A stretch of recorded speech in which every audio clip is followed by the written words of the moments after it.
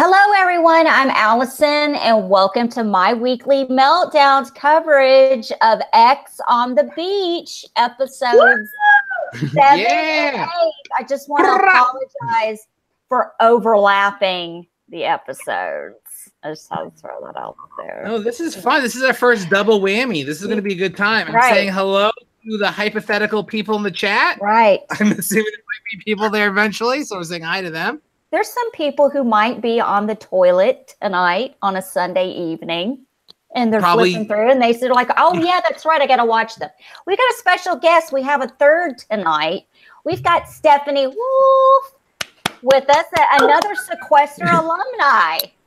And our first third wheel on the X on the Beach recaps. We haven't had a third person on this. It's just been you and me, Allison. It's like we have to decide whether or not we're going to crush or cut Stephanie after this episode. Oh my gosh, I love that. And I kind of want to be an asshole and already plan to cut her. I just came up with that.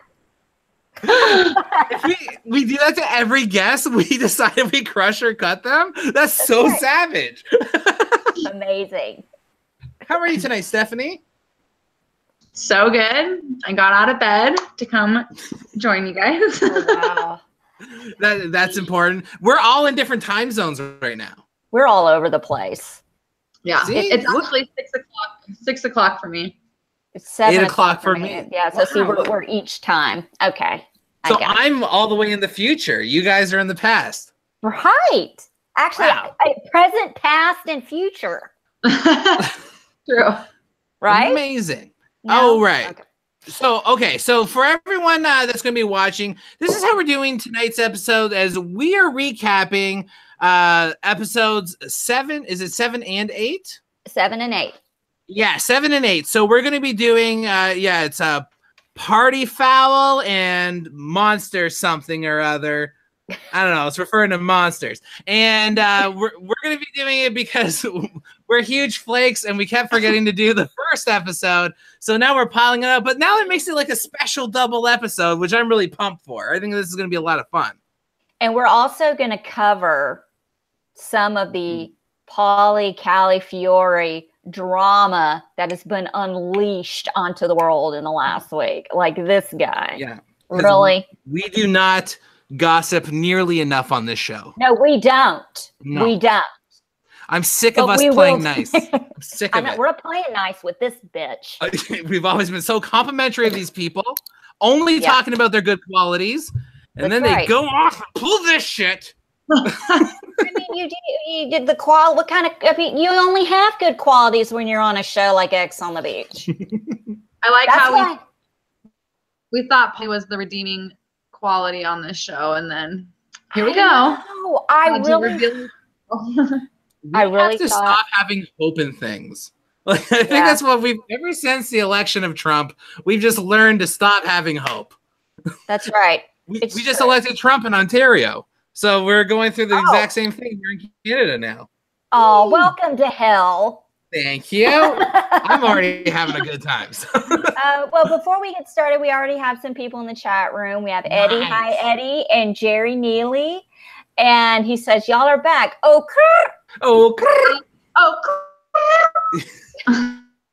Nice. That was good. That was like a robotic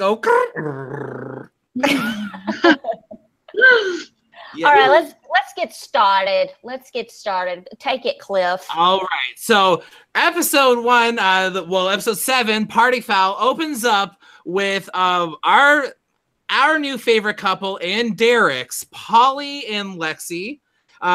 We will find out throughout the episode that Derek is really adamant that this is his favorite couple because he has no one, so he has to just start falling in love with other couples. That's what's happening with Derek on the show. Because for some reason they keep keeping him, and he just stays there and falls in love with other people that are in love with each other. So Pauly and Lexi are in a good place, and they do cover that she found out originally from social media that there was someone else, and now they're trying to rebuild trust. Now, this is going to really... Okay, hold on a sec. I know. No way. I don't believe you. Pauly got caught in social media cheating? I call bullshit. You would think that this guy would be a little bit more careful with social media. No. Like it's on the show. Like that, this is so funny how it's all coming like full circle, like real life and the show is playing out side by side. But we start off with them, and then like Chase is like he puts like Polly and Lexi on the spot right in the kitchen, and he's like, yo, outside of here, is she gonna be your girlfriend? Like, are you gonna claim her? We've talked about this before, this whole claiming of women and men. It's such a weird this isn't Clan of the Cave Bear bullshit. What's Clan of the Cave Bear? Oh, did you just make that shit up? No, that's a Daryl Hannah movie from 1986 about cavemen. Allison, we've talked about your age. You have to stop showing it. I gotta stop making 80s movie references. I'm sorry. Did you get that reference, Steph? No, I'm born in the 80s. You're born in the 80s. I'm 86. I'm born in the 90s. Oh, you're 90s. Oh my gosh. How far in the 90s? 92. Okay, that's not too bad. Oh my god. I was doing stand-up. No, I was doing stand-up, and I met like a girl who was born in 1995, and I had flashbacks to me practicing the Macarena in my mom's bra in front of the mirror. Oh my god. I was like, whoa, you're being born while I was discovering who I am.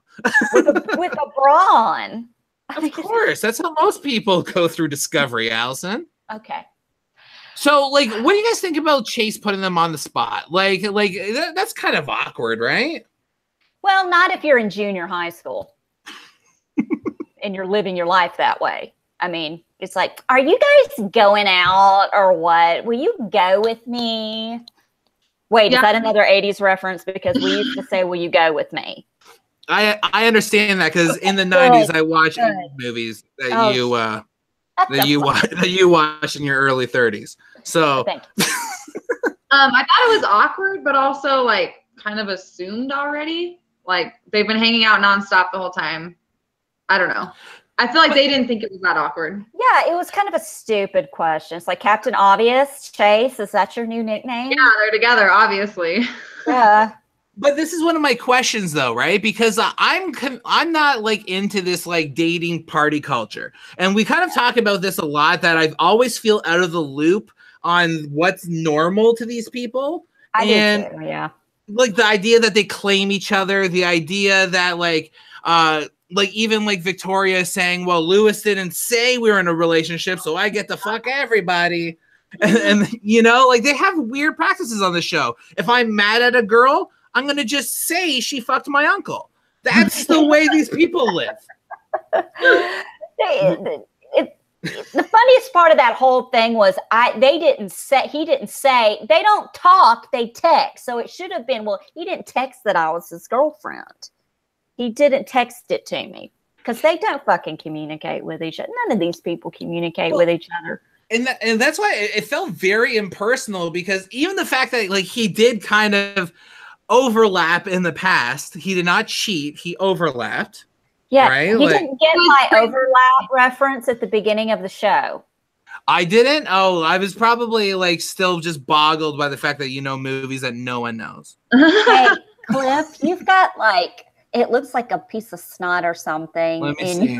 let me get it. It's not a piece. It's probably like a white whisker. What is it? Okay, no, you got it. It's gone. You're trying your keyboard now. Sorry. Oh, thank you. Appreciate it. No, I just like I just find this stuff so weird because like especially as we're gonna get on to all the drama later on with everything going full circle, it's really weird that these people have no social skills. Again, that's because they don't have to communicate like normal people. Like, okay, here we go, another 80s reference. When I was a kid, you had to fucking call each other. Okay, there wasn't any of this texting, emailing, all of this junk. You actually had to pick up the phone and have 9-hour conversations. And I think it's even worse though with like people, obviously. They don't even live close to the real world, you know? Yeah, they don't. Like millennials times 1,000,000 and you've got them. They're on other planets. They're on all other planets. Like, I actually remember going up to a girl in the cafeteria, and I asked her, like, her name was Brittany, and I said, Brittany, do you like to eat food? And she was like, yeah. I was like, that is great news. Would you like to eat food with me?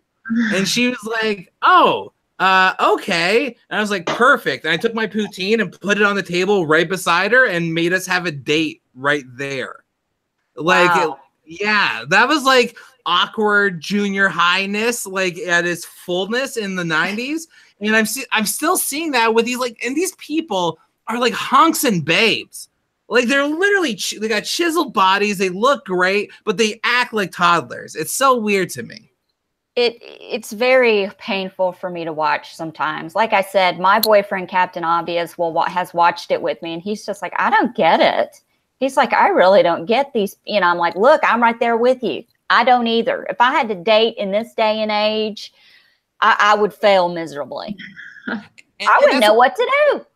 That's why I appreciate in the house that we have people like Faith who knows how to communicate what she's going through. Because she's straight up telling June, hey, I'm not getting the vibes that I'm giving back to you. Like, I kind of want this defined, right? Like, and June, he's trying to backpedal, saying like, well, that's not how I speak. You're putting me in a conundrum because I don't fall in love as fast as you. Right. And it's like, but I really like that Faith is like, this is what I want. This is how I want to move. And if you're not on board, then I'm going to move on. And she's very clear cut, unlike everyone else kind of playing childlike games. Yeah. Like, are you guys boyfriend and girlfriend? What the fuck do you think? The next episode, they're going to play 7 Minutes in Heaven and then spin the bottle. Look, while they're in that house, they're together, but obviously they're not now. Spoiler alert. But anyway.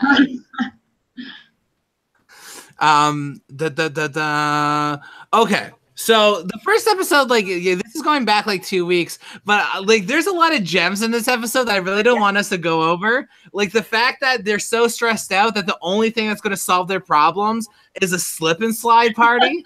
Oh my God. Yeah. I am appreciating these producers more and more every week. The more coke these people do, the more entertaining it is for us. Like, who was just sitting there being like, yo, let's just get them on a slip and slide. It's the only answer. They're coked up. They're like, look, we spent enough money. I'm not spending another freaking penny on anything. We're not even using the ocean anymore for these people to come out of. So just get a tarp. Just get a tarp. Get some freaking Dawn, squirt it on there and some water and just let them slide. Maybe one of them will take their shirt off. Faith was happy with that. Victoria took her shirt off, and then Faith is all like, hey, someone else in the itty bitty titty committee. She's like, high-fiving the camera. Yeah, because look, there was nothing going on down there for Victoria. I was surprised. I mean, like, she's in pain from what? My boobs are bigger than hers, and I really don't have any. I'm the chairperson of the itty bitty. Before or after Chase decided that he was into her? I forgot which order that goes in. Is this the episode they went on a date? Yes, it is. Okay. She took off her shirt before he was interested. That's true. And then he saw her and he was like, well, you know, it's soapy and sudsy. I'm into it.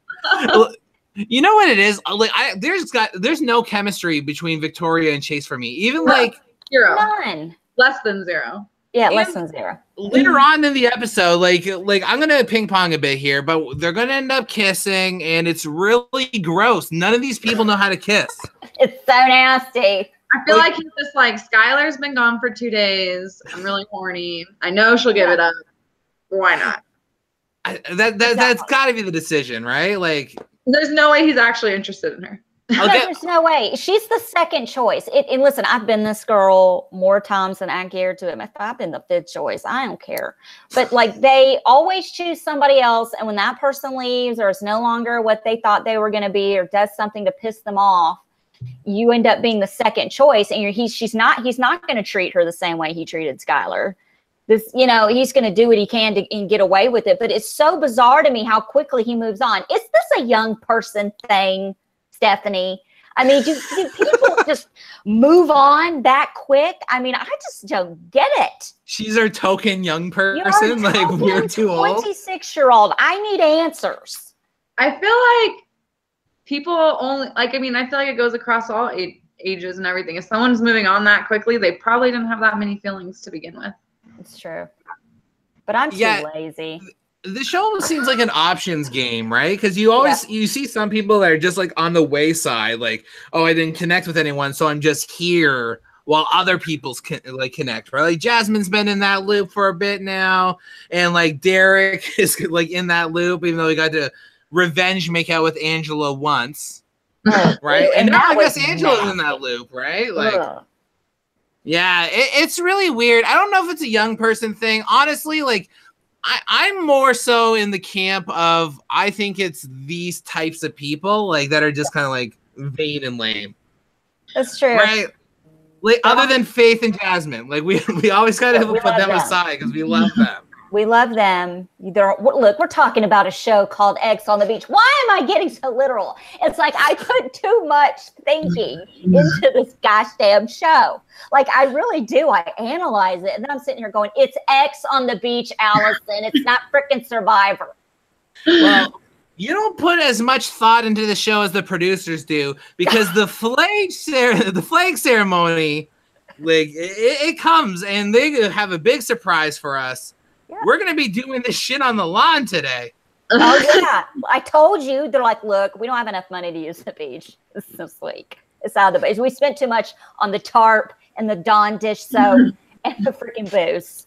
So we spent too much on the tarp. We had to sell Victoria's top to make up for the money we spent on the tarp. Like, and we got it at the Family Dollar. So what does that tell you? Like this is when Polly said your favorite line, Steph. He goes, "I'd rather have an inoperable tumor at the base of my spine than see another ex." What a dickhead! Which is funny because he gets back with so many of his exes and like overlaps so many relationships, and I'm like, how? What? And he's kind of the human version of an inoperable tumor. He is. I don't know. To me, he's like a venereal disease that will not go away. It's kind of an insult to tumors to call him a tumor. We do want to apologize to all tumors watching the show tonight. Yes. We are not going to offend you. Yeah. But to venereal diseases, go fuck yourself. Like you already do. He's that painful sore on your genitalia. He's like a herpy. I don't know.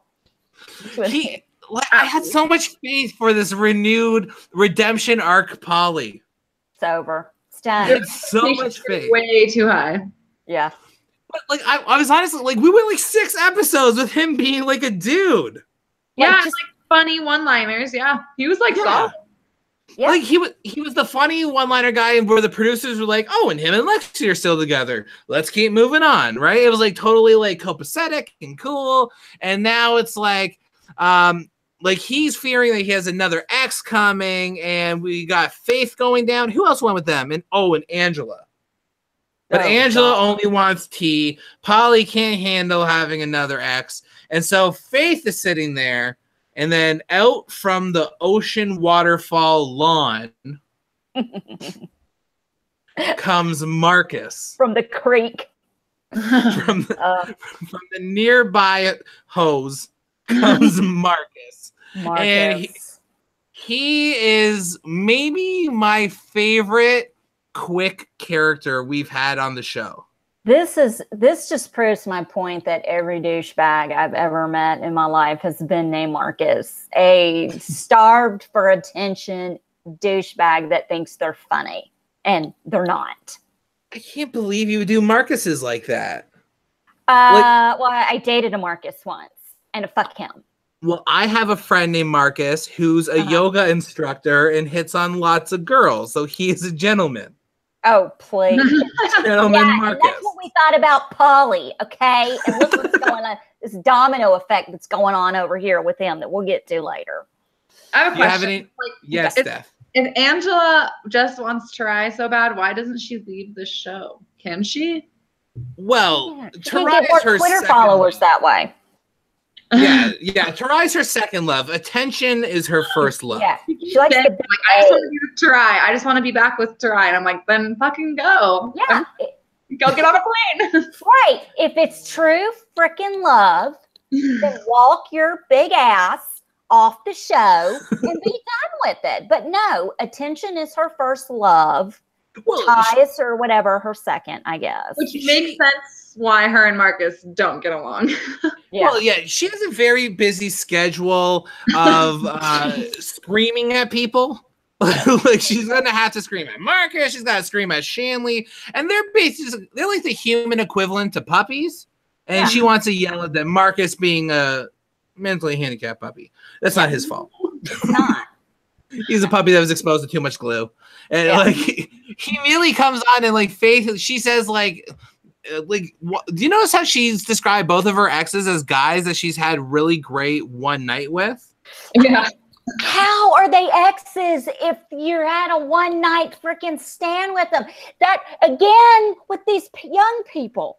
I don't understand. I feel like that's MTV though. I don't know if she would classify it as an ex. Yeah. But like, they're like, oh crap, we just need good personalities. You slept with them once? Yeah. That counts as an ex. Yeah. But in Faith's realm, anyone that sleeps with her once, it's like the greatest night of both their lives. Yeah, and they're in a full-fledged relationship for 9 hours. Yeah, they're going through the I love you, let's get married, let's have kids, and then by the morning they're like, this just ain't working out, let's divorce. Yeah. I'm gonna miss your family. Yeah. Like it's all in the span of 24 hours. Faith is a magical woman. We've known this from the beginning. Right. She's like, what did they say? Have y'all ever seen the movie Harlem Nights? Eddie Murphy, Richard Pryor. Okay, never mind. But there's a line in that movie where this woman goes, "Yeah, you are crazy about her.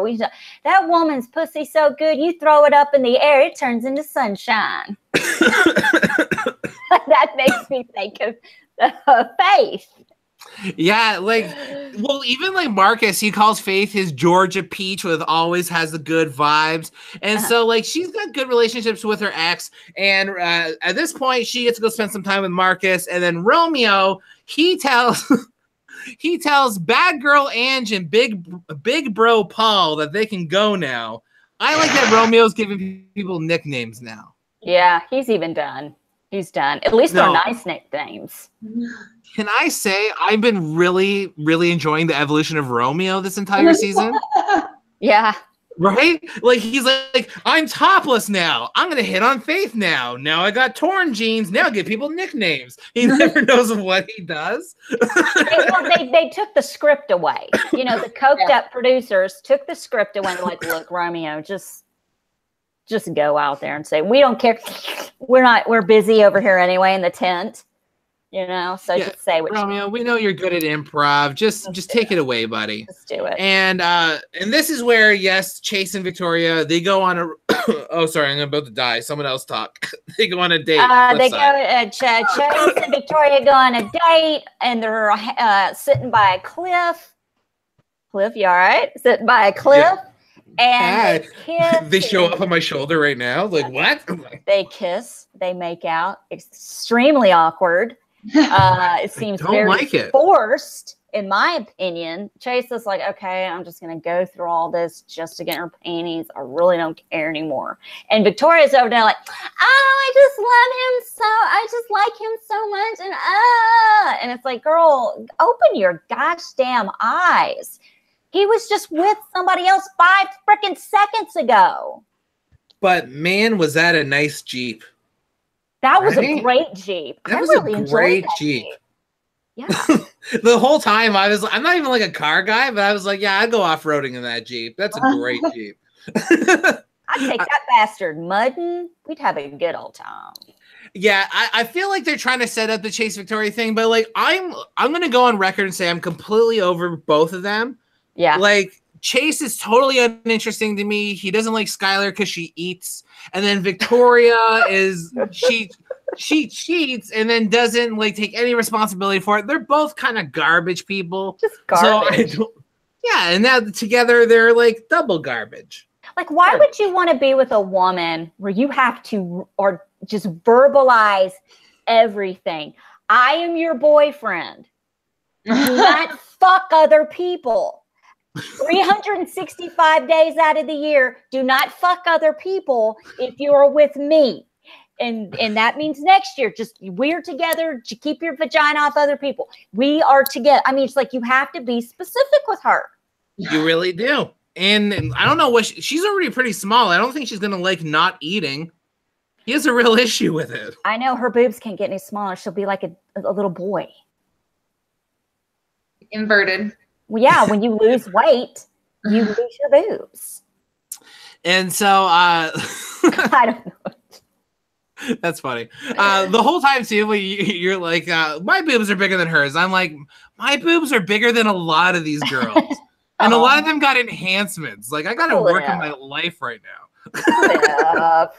Hey, I'm a solid C cup, and that got me ladies in high school. Oh my God, I'm an A cup. I'm a solid C. I'm a solid A cup. I'm like, if I lose any more weight, I'm going to be in the training bra section. Okay, so continuing with what's going on. So they're on the Cliffside date. Then we got June and Faith, and so Faith comes back with Marcus, and June's like a little jealous now, right? Like getting territorial because he's like, what's that? But still does nothing about it. He's like, I'm jealous, but I'm still just gonna sit here and not talk to you. Yeah, hello, yes. Well, wouldn't you, if you were June, would you not be jealous of Marcus, like with those beautiful green eyes? He's half Spanish, half German, a sperman, if you will. He's so full of himself. It's like not even attractive. I mean, if I were June, I'd be like, bitch, sit down. I'd be pushing him out of the way. No, if you really want somebody, then you need to put yourself out there and be the center of attention. And whatever, okay, like anyone's going to take any advice from me when it comes to this kind of stuff. You girls you'll know more than I do. Is Marcus is his eyes attractive? I did not find him to be an attractive man. I think June is more attractive. I didn't think he was attractive. His eyes were really pretty, but there was something weird looking about him. Something off, right? I've got big green eyes too, and we all know I'm batshit crazy. so that's just a sign of people that are just pure nuts. Oh, when he started talking and they shot in on his eyes, I was like, he's crazy. There's something loose. There's something. It's a big giveaway, you know. And I don't know. Maybe if he didn't speak at all and had a completely different personality, I would think he was a little attractive. But when he started opening his mouth, he just became very unattractive to me, which is kind of the effect that I had on men in my dating years. Like they thought I was pretty, and then I started talking, and then it just went no. It was like no. Well, it's like Jerry's bringing up in the chat about the processed meats. Like remember he was like processed meats and he doesn't eat sandwiches. Like who is this guy? Who doesn't eat fucking processed meat? But that's angersome. Who doesn't eat sandwiches? Sandwiches are the best things on earth. Everyone no offense if you're a vegan or something. So. Exactly. We don't want to offend anybody. I had a Firehouse sub today. How do you not eat a sandwich? Of course, I'm really wishing I hadn't eaten that sub. I'm a Joey Tribbiani. Like I'm totally like meatball sub. I'm good to go. And this guy, that was one of the funniest lines. I actually laughed out loud when he said it. When he was like, "Oh, I don't eat sandwiches." You saw like the legit concerned faces of the other people. Like, who are you? Why are you? This was me on the couch when he said that. I was just really coming. He's like, "I don't eat processed meat." I'm like, who are you? That's odd. Yeah. You're not pretty. Yeah. Yeah, and like so this is before his cereal. He's probably like, oh, let me pour the milk and then the cereal. Just not trustworthy. Wait, do people do that? Yeah. People do that? Serial killers. Murderers. That makes no gosh damn sense to me. Why would you pour the milk first? Serial killers. That's a sure sign of a psychopath. They put the milk in first. I know. I knew someone who did that, and it was like, what? Yeah, that's so weird. No. Well, if you're making a peanut butter and jam sandwich, right? What do you put on first, the peanut butter or the jam? I actually don't eat PB&J together. No? Okay. I put the peanut butter on first, and then I put the jelly. Yes, that is the appropriate way. Because then if you get some peanut butter that goes into the jelly, it goes back in the fridge. But if you put the jelly into the peanut butter and then goes back in the cupboard, it ends up spoiling. See? Listen, putting your milk in before the cereal is the equivalent of wiping your ass first and then taking a shit. It makes no sense. None. And and so this is the point where they think the one thing they all need is another party. And it's called a naughty or nice party, but it's mostly just naughty. Yeah, and drunk. And drunk. And a lot of ding-dongs and slingshots. Like, not a turn on. I'm not into it. I don't want to see it. I don't even want to see it when I'm like, ask Captain Obvious. I don't want to see his dick. I don't want to see it. I don't want to be around it. I want the lights off. I don't think penises are attractive. I like what they do. I just don't want to look at it. You like their function. You don't like their form. I understand. Like, and like my favorite was Derek's. He had his in lamb chop. He did. That was awful. I kept thinking of the puppet. Like when he called it lamb chop, I was just like, this is the song that never ends. I'm like singing that shit. I'm like, oh man. I don't know why he had to connect his penis to that show. Yeah. Why do you have to do that to me? You're going to be watching Lamb Chop with little Henry, and you're going to have this look of terror on your face, and little emotionless Henry it's just going to look at you and go, Dad, what's wrong? And you're going to go, nothing. You're too young. Yeah, I don't know. Like the guys were all like, was it all the dudes? Like Chase was in it too, because he was on the dance floor saying that he had a boner. Who had on the denim Speedo? Chase. Oh, that hurt my eyes. That was painful. You saw a lot of Chase this episode. Yeah, the banana thing, and then talking about I had a boner and Victoria like rubbing up against it, and I was like, oh my gosh. I think they could make a solid Chase cringe compilation. I want that needs to happen. He's got to be one of the cringiest guys on the show, right? Did you guys see him on The Bachelorette and Bachelor in Paradise? No, I never watched those shows. Oh. I'm told I should, though. People told me I would love Bachelors in Paradise. I love Bachelor in Paradise. Go check on the beach. They've all dated each other. Yeah. Oh, it's like all the same shit? It's a bunch of inbreeding. And like... Classier, maybe? Yeah, a little bit yeah, it could be. It's classier than X on the Beach? Here's the thing. I want nothing to do with it. Aren't coked up when they are doing the Bachelor in Paradise. They actually give a crap about the contestants, that they actually shut down production because one girl got passed out drunk last year and another guy contestant, apparently they started to have sex and the girl was so drunk that I guess they had to interrupt it and shut the show down to make sure it wasn't a Me Too moment or some shit. So they were like watching it happen? Yeah, well, they have cameras everywhere. They had to stop it. Yeah. That's sketchy. But it was Corinne. Do you guys remember like one of the first reality shows of this kind was Temptation Island? Oh, I remember Temptation Island. Oh yeah. That show was legit. that was a legit show. That was like my early love of reality TV. Like Boot Camp was a thing, and there was like Murder in Small Town X. Like these are like deep pulls of reality TV in its early like conceptions. Oh well, honey, my first was 1992 when Stephanie was probably still swimming around in her mom's stomach. Was watching the first season of The Real World when I was 15. Yeah. Yeah, and that's when Stephanie became real to the world. That's right. True. In February, though, so... She has never known a life without reality TV.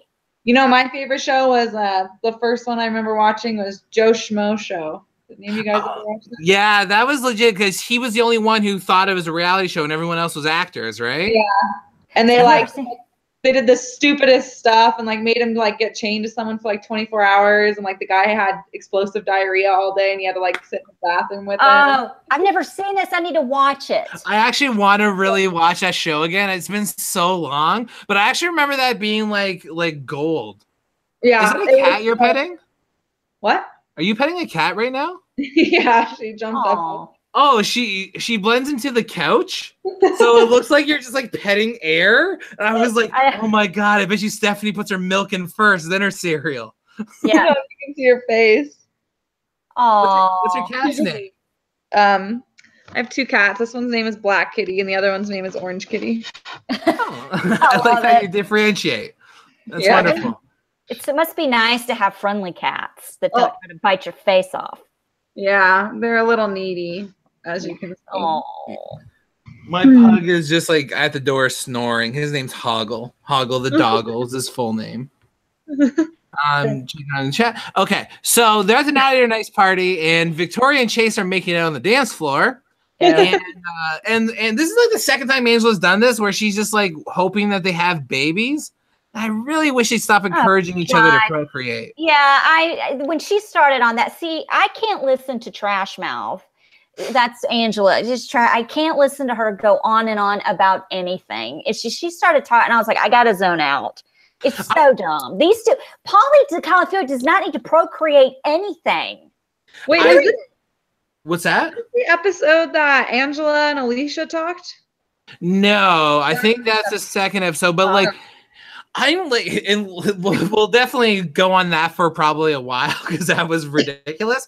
But like, I really don't like Angela. Like at first I was like, playfully like, oh, we're doing a podcast. I don't like this girl, blah, blah, blah. But now I'm like, I sincerely do not like this girl. Like I would never want to meet her. I don't ever want to talk to this girl. Cause she like, first of all, it's a crime that we haven't like seen Shanley at all this episode up to this point. Right.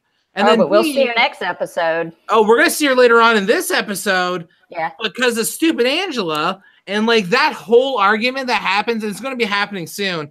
It angered me so much because my car alarm's going off. Oh, so you hear that? Bless you. Are you allergic to car alarms? Yeah. Are you allergic? Cool. Do you need to turn it off? Oh, no. So my car alarm goes off randomly throughout the day. Oh, I bet your neighbors love that. Oh, they hate it. And so my solution to this is sometimes I'll lean off my balcony and I'll scream like, shut that fucking alarm off. And just pretend it's not mine. I do that like once a day at least. I don't think that probably works because they know it's you. It's been pretty successful so far. I haven't even gotten a note under my windshield. Oh. It's been going off for months. It's coming. Yeah, so where are we at the party? Like, oh yeah, no, you're right, Steph. Angela wants to bury shit with Alicia. That is this episode. Yeah, I thought it was this one, and it's just so awkward. Was that cringier than anything Chase has done? Yeah, it was so awkward, like them just both like crying and like talking over each other and not actually listening to what the other one is even saying. Yeah. I'm sorry. Yeah, it really was like a whiny cry competition. Yeah. And like, I don't even know, like, it almost felt like they were just doing that for the cameras. Yeah. But with the time lapse, it makes me feel like they did that for a really long time for the cameras. I think this is what happens when two drunk girls who have been fighting forever finally get on the same page and start like, I'm sorry, I was just in a bad place and I was really drunk like I am now. And I didn't know what I was saying or doing like I'm doing right now. I mean, that's just like, there's just this whole, like, it just, I don't know. I'm just sorry, but you're the best. No, you're the best, and I'm sorry. Like they're just ping-ponging back and forth. This is braiding each other's hair. Yo, I want to say Ryan Darter in the chat said hey to us, so I just want to say hey, Ryan, how's it going? Ryan. Thanks for joining us tonight. Yeah, we got some people in the chat with us. That's wonderful. And yeah, so that was like a super cringy cry compilation. But I do like that the editors have been doing this, like these random compilations of. Yeah. They do it a lot with Angela. Anytime Angela contradicts herself, they'll show all the contradictions. I love that. I love that. Right? Anytime she does anything cringy, they'll make a compilation out of it. Like yeah. Go ahead. No, I need someone to follow me around in my life with a camera and do that for me when people in my life contradict themselves, so I can be like, nope, remember this? I need that in my life. Now, do either of you two remember how because the Angela drama with Marcus happened right after, and I don't even know how that happened. It seemed to happen really fast, and I don't know what the instigating event was. Remember, he was like, "Oh, she's hot." Like he was talking to someone. He's like, "Oh, is she open? Is she single? Like that's a brunette I'd get with, whatever." Yeah, and Lewis was like, "Yo, dude, she's got a man. She's got a man, right?" Yeah, and I think it stemmed from that. Yeah, they were in the kitchen, and he actually started talking to Angela and said something along the lines of, "You look sad. You look sad." Yeah. And she was like, yeah. "Stop talking. You don't fucking know me. Yeah, you don't fucking know me. Stop talking to me. Because I have to do this That's a really good every Angela. single time somebody comes at me." All he said Yeah, that is the Angela. She does that. No. She turns into a Sesame Street puppet. Yeah. Yeah, that and Derek is like warning all of America: cross your mama, cross your daddy, but you don't cross Angela. And here Marcus is just blindly going into the great unknown and messing with Angela, and she's just like, she really popped off on him. She was not having it. He didn't even really do anything that warranted that kind. I think that she was just looking for an emotional tampon to soak in all of her bullshit and anger and emotions. That's all there is to it. Tampon. Yes. I think that should be the hashtag for this episode. Emotional tampon. That's a wonderful euphemism. Thank you. I've been using it since 1998. And the whole thing when he's telling Angela that, hey, you're sad, right? That's a pickup line, right?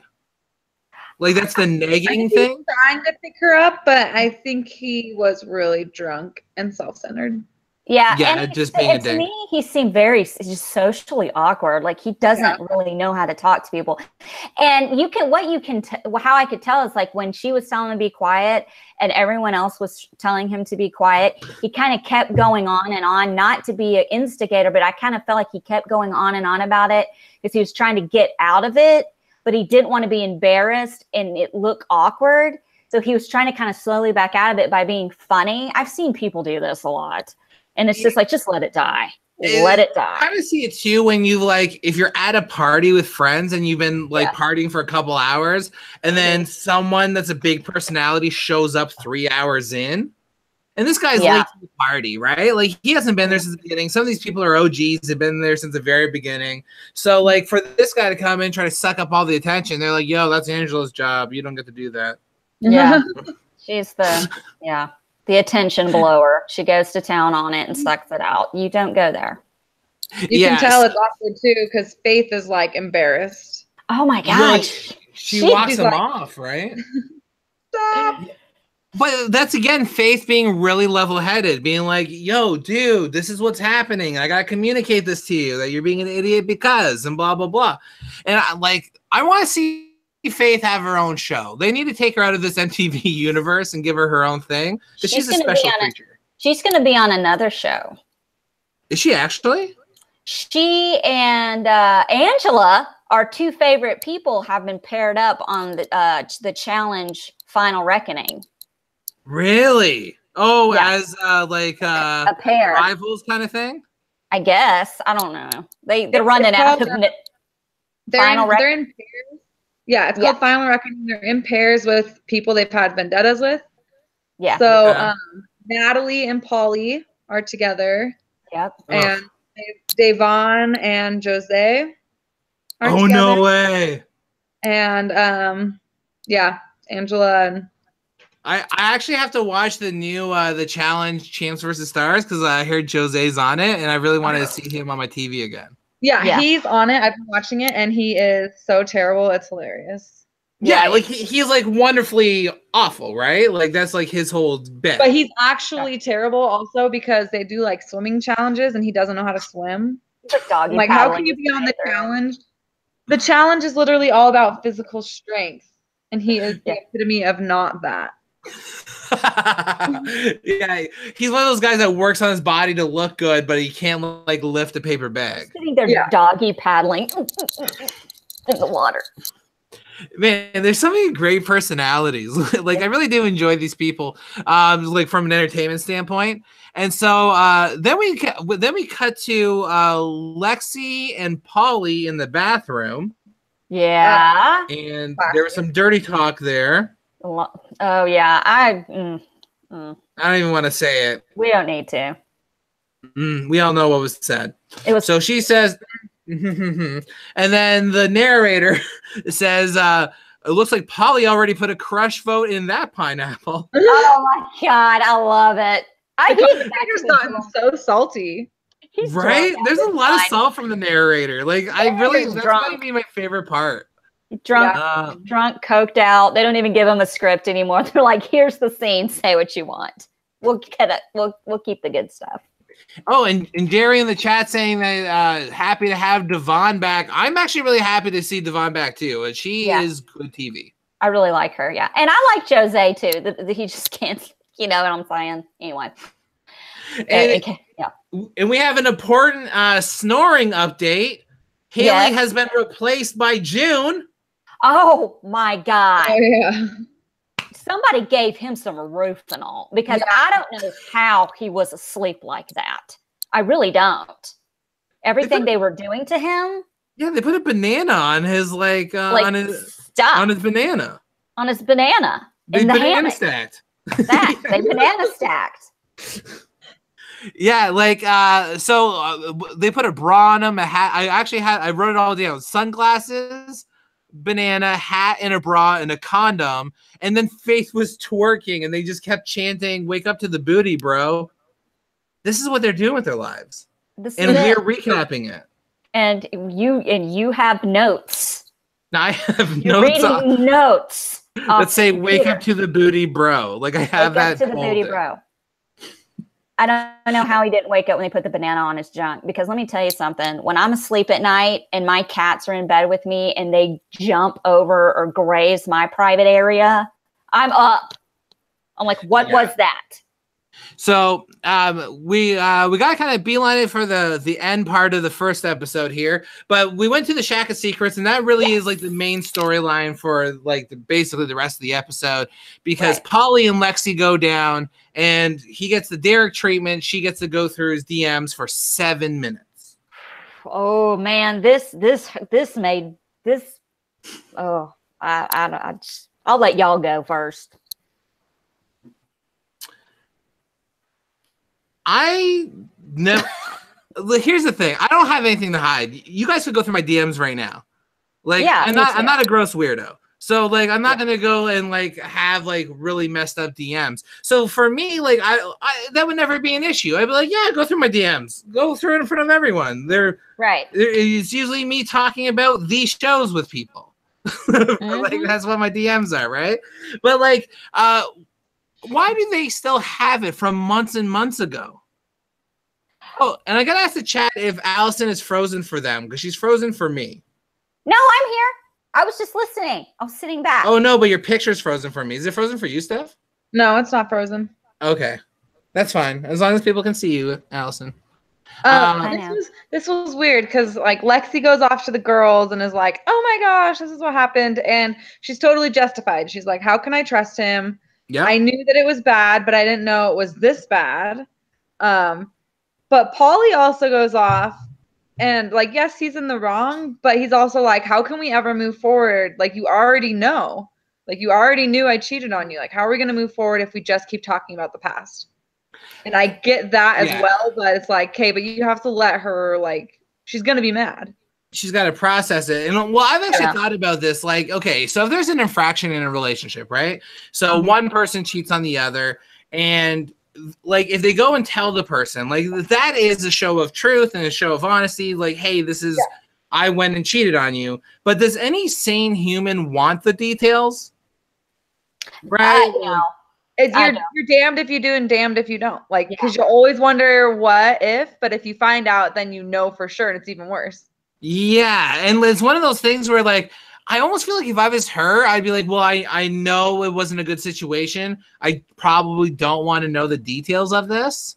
But then it was because she saw the overlapping of him being trying to go on a vacation with her while she's trying, like, he's saying I love you to Lexi. And yeah, that's going to be super painful to see that. And I think she's justified because, like, he was saying I love you to her while making plans with someone else, right? Like, that's got to be hurtful. That is so messed up. Like, I don't understand how there can be any trust or even trying to move forward. I'm sorry. How you can't trust anything that comes out of his mouth. He was saying he loves you, he wants to be with you, and he's planning a trip with someone else and another it's bullshit. He's a liar. Everything that comes out of his mouth is trash. That's it. I felt bad for her, but I didn't feel bad for her because I'm like, you knew this already. Like, yeah, you didn't know the extent, but like you knew the general story. So you're putting yourself in this position. Well, and we talked about this last episode that I'm kind of seeing like a brand of person now, which is the professional cheater. We saw that in Victoria, the way she answered questions, the way she turned it around and made it his fault. Oh, you didn't define. Oh, this is what you did wrong. Blah, blah, blah, blah, blah, blah. And there was like a finesse to it. And now Polly is acting like a politician, all diplomatic, being like, well, you know, we have to put the past in the past. It sounded like he was like honestly going for election. He's being diplomatic. Yeah, diplomatic. New hashtag diplomatic. Diplomatic. Emotional tampon. Yeah, like I just find like he's obviously someone that's gone through the script before. Yeah. Because it just seems like that's an easy, like, for me it's just like just try not to cheat. You know, like I don't know. Like she's seen like him on Big Brother was with what's her name? Zakiya, yeah. Cheated on her and then was with someone else, cheated on her, and then like it's just like you're kind of stupid. And she literally found out from social media. So it's not like they had this big open honesty to begin with. Like he went and confessed it to her in the first place. Yeah, he gets busted because he's stupid. He's stupid as hell. I mean, to be continuously busted and called out on social media and you continue to do it. A normal philanderer will delete everything. Yeah. That's what tells me they're not a professional cheater yet because they haven't learned the whole deleting messages or don't put it in writing. I'm going to give you I'm going to give you a life lesson. I'm going to do another 80s movie reference, okay? It's a 1983 movie. It's 83 or 85, somewhere in there. It's called Heartburn, and it has Meryl Streep and Jack Nicholson in it. And I highly suggest, it's very 80s, but you need to watch it because Jack Nicholson, it's not really a spoiler, he cheats on his wife and she finds out, Meryl Streep does, and they try to put their marriage back together and he does it again and she busts him. And he like is paying for everything in credit cards and she finds all the receipts. I mean, it is just kind of like this whole, and she even says in the movie, couldn't you have paid cash like any other philanderer? I mean, anyway, it's a great movie. You need to watch it. But, you know, that's what makes me think that Paulie maybe wants to get caught. Yeah, I think he gets off on it. I think, yes, I think he gets off on it. Yeah. Yeah. Like he likes the attention of like girls fighting over him.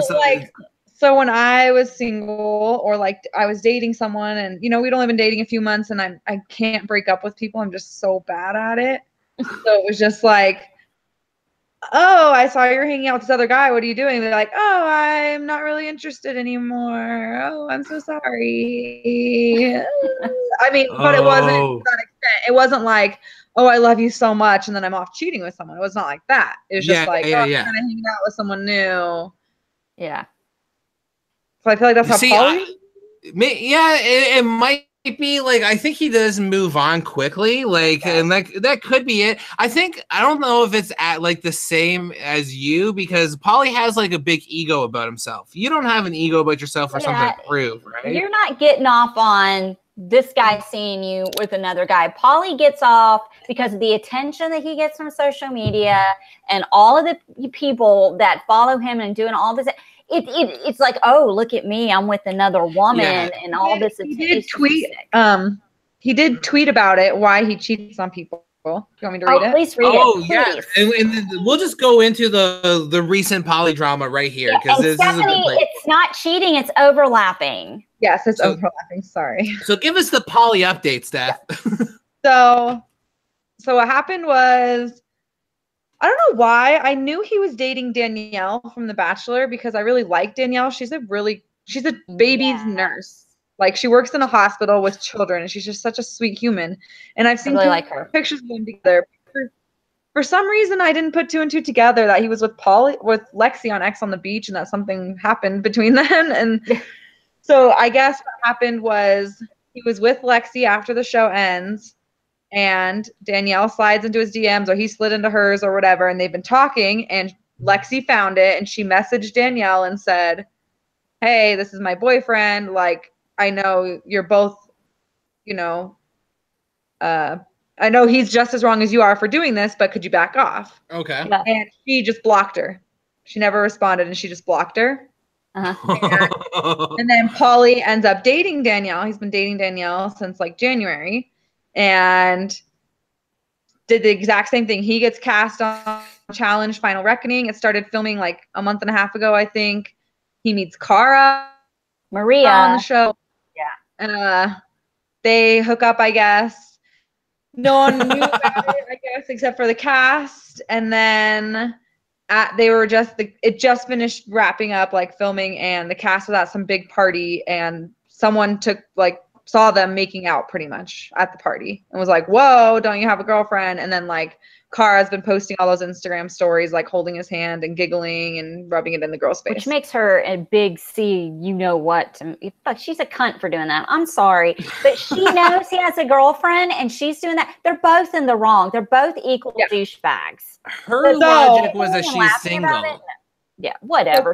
Kara, let me see if I can find it. Kara said, like, she posted an article. Like, they were finally, like, they didn't say anything about it because I guess they had to get approval from MTV first before they could, like, comment on the relationship, just because it had to do with filming, because that's when they started. Okay.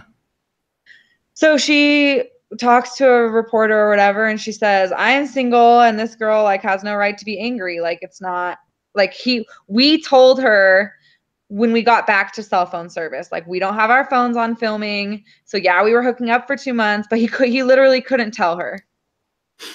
Oh, that's such a bullshit excuse. That's such bull crap. Like, she has no right to be angry. We told her right when we were able to. Well, no, she found out from social media, did she not? Yeah, and I'm like, I'm pretty sure you did not tell her. Yeah, I'm pretty sure she found out from your Instagram story when she saw her boyfriend's groin being rubbed by you. Yeah, everyone is calling. Oh, go ahead. He finally comes out and says, this PSA is inspired by the last freestyle battle in the movie 8 Mile. Everyone's been talking for me, and there's certain things I can and can't say, so here it is. Let me start on infidelity. I'm not married and I don't have children. Do I one day hope to have them? Absolutely. For now, I cannot be monogamous to one person. I've tried and it doesn't work. I love women. I have a lot of female friends, and sometimes I fall for multiple at a time for different reasons, whether it's the sex or the energy shared between the two of us. I try to be faithful, but I can't. Do I do it on purpose? No, because I feel strongly for these people. I don't mean to hurt these women because other than infidelity, I treat them like gold. Right or wrong, God. Right or wrong, this is who I am, and I admit it. I do not care about being hated. I'm not here to please people or be your golden boy. I try to work on myself every day. Now let's talk about me being considered a misogynist. I have no prejudice against women. I love women. However, if you're going to come at me or try to trash me, I'm going to come back at you equally as harsh with my words as I would against a man, because I believe in equal opportunity. Nobody's punching bag, period, end of discussion. If you don't like my responses, don't follow me. I'm an intense and passionate person. That's who I am, and it's not going to change. Hate me or love me, I don't really care. You'll never get the details of my life because that's for me and my circle. What the world sees is a fraction of who I am. Oh Can God, I ask, like, a question real quick? that was painful. How does he get to post all that on Twitter? I only get 200 characters. It's like, can you see how many like threads that he responded to? Oh, okay. Yeah, like she's like, man, he's got the best Twitter account. Like, do I have to be official douchebag or something to get that kind of privilege? Man. Oh, and later tweeted, I don't mind being hated. It's the best way to see how other people project their own insecurities and imperfections on me. I'm just here to make the world a better place. So if I can help you feel better about yourself, I got you. Oh with my the Joker. Wow. Oh, this guy's like a next level. This guy's a next level asshole. My cat just ripped my earphone. Are you okay? Yes. I'm sorry. I'm trying to make the world a better place by cheating on every girl I'm with. So fuck all of you. Dumbass idiot. Shut up. This actually okay. I gotta vent a little on this. Just okay. I've been doing stand-up comedy for almost a decade, right? Like I've performed in front of thousands of people. I've traveled my entire country. I have worked really hard at what I do. And I don't have an audience. I'm not on TV. I'm not anything like that. And then you have like, and I'm legitimately trying to make the world a better place, trying to have fun, talk about the shows I like, make people laugh, do that kind of thing, right? Right. And then you have guys like him that literally just look good and act douchey and just get to ride. Like I bet you he'll be on the next 4 or 5 seasons of the challenge. He'll continue to cheat on girls to save the world. This is some Joker shit. Like I've never heard of someone being so chaotic and using it as a reason why he's helping people. That's fucking insane. No, here's the thing. Here, let me tell you what's happening right here. Nobody has been talking about Paulie Califiore in the last couple of years. He has not been in the spotlight like he is right now. He's all about his little second chance at 15 minutes of fame. And he's jumping all over it, and he's shitting on every person, female-wise and male, probably male too, that really freaking care about him. He is building a foundation of bullshit built on the bones of people who really care about him. And when this freaking 15 minutes of fame part 2 is over, the only people that there won't be anyone left. And the people that really do care about him, that he has shit all over, they'll be the ones that are the only ones that'll be there for him.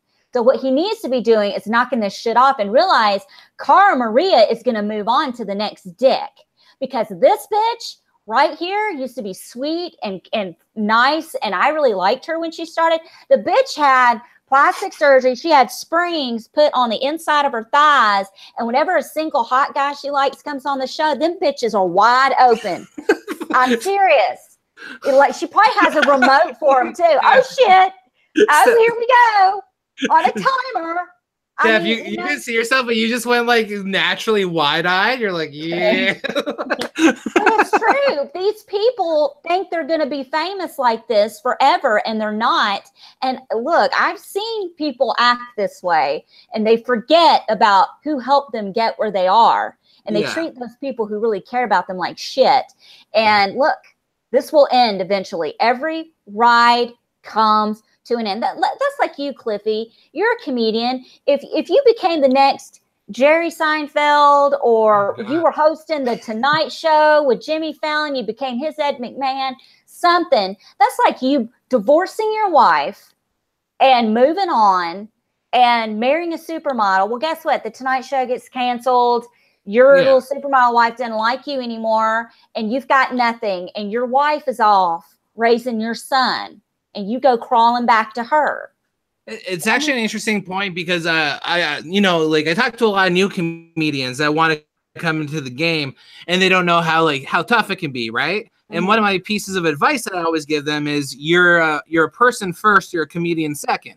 Right? Like, don't let comedian define you, blah, blah. I think the same would go as celebrity. Even if it's C-list, D-list celebrity, you're a person first, you're a celebrity second. Whatever your vocation is, whatever you're doing, like, we're all attention grabbers in some sense. So, I would never harp on him for being, like, an attention seeker, because we're all kind of professional attention seekers in a sense. For sure. But, Yeah, but like with him, like it's just a whole lot of bullshit. And the whole thing of him saying he's not a misogynist, well, I'm not here to say he's a misogynist, but I am here to say he's a womanizer. Yeah. Well, he's a clear womanizer.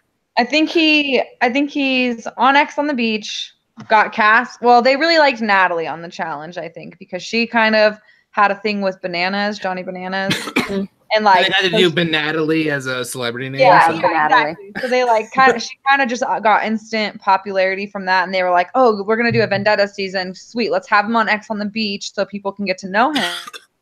Yeah, and then we'll like segue him into the challenge, which I get, but I think he's realizing he's being painted as a villain. He's just trying to capitalize on it as much as he can. Right. I feel like so that he can keep getting cast. He's like, all right, well, if they want me to be the villain, I will be the villain.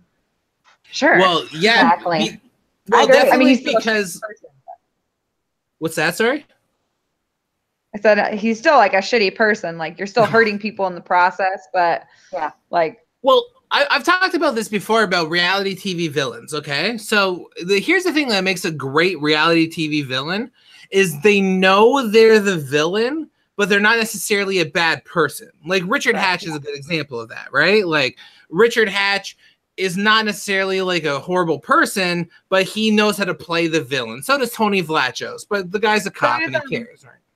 Tyson or whatever. Yeah, Tyson's a great example of that, right? Like even Rob C was a villain, right? Like he was essentially the first guy that did the pendulum strategy, right? So like the thing is about being the villain, like that I don't like is the people that are villains in real life and they think that they're the heroes in the situations. So like Pauly is like that on his original season of Big Brother. Like on Survivor, it'd be like the Dan Foleys of the world. You know, like these guys, or you know, like Will Sims, that actually think they're the heroes in the situation until they look back on it and see how much people hate them. They're not playing the villain; they are the villain, right? Like, so Pauly's not playing the villain; he's just the villain. He's just it. Where, like, I would argue that Johnny Bananas, yes, I think he's kind of a bad guy, but he definitely knows how to play the villain a lot better than what Pauly's doing. Yeah. You know, like he knows how to do it. He can do it professionally. Like if Pauly really wants to choose this course in life, he should go to the School of Bananas and learn a thing or two. Right. Like, yeah, Bananas even actually, did you see he defended Cara Maria on Twitter? No. Yeah, he defended her and Tony came to her aid too. There was a bunch of white knighting going on. Well, that's because they're in the family. They're in the challenge family, and they're gonna defend her. But you know, look, this is what we've got to look forward to. Polly Kelly Flory is going to be on a "Where Are They Now?" 10 years from now episode on Dr. Phil or Oprah or some shit on her network. What happened to you? And he'll sit there and he's going to say, because he's going to be married to Lexi with 3 kids. And he's going to sit there, yeah, I was a womanizer and I did all these things wrong. And then all of a sudden the fame went away and it all went away and I didn't have anything. And now I'm a married man with kids and I'm a completely different person. That's what we have to look forward to. It's coming. I can't wait. You know, like going on a quick personal note, then we'll continue with the recap because we got to get to the second episode. Yeah. We're holding Stephanie hostage at this point. Yes. But like one of the things I was thinking is like, you know, like I recently went for like a really big like day job that'd be really good for me, and I got like rejected hardcore. Right. And like there was a bunch of like no's that came my way and a bunch of things I was like not really good. But at the end of the day, it was the opposite of what you're saying, how like Pauly has all this stuff he's chasing, and then at the end he doesn't have a family. Well, I had all this stuff that I was chasing that didn't go my way, but at least I have my family, right? Like I got my snoring pug, I got my snoring baby and snoring wife. They all equally snore. They're all pugs. Basically, we're a family of pugs. And like I just think it's like, yeah, like maybe advice to anyone going on a reality show. Don't lose yourself for 15 seconds. It's so stupid. It'll cost you a lifetime of people that really care and love you. And it's funny that we've never been serious on this show, but the one time Stephanie's here, we get like, oh my God, we're having like our Dr. Phil moment. A little Oprah moment. Yeah. Our Oprah moments. So we're at the end of the first episode anyways, because like they're doing the crusher cut, and basically it's just clear everyone doesn't like Marcus, and Alicia puts a crush vote on Shanley this time because she's trying to keep Shamron alive in the house for her personal benefit later. So we see Alicia playing the game still, right? Right. And then and Lexi got a crush, but Lexi says Polly can shove that crush up his ass. She doesn't know how right that statement is down the line.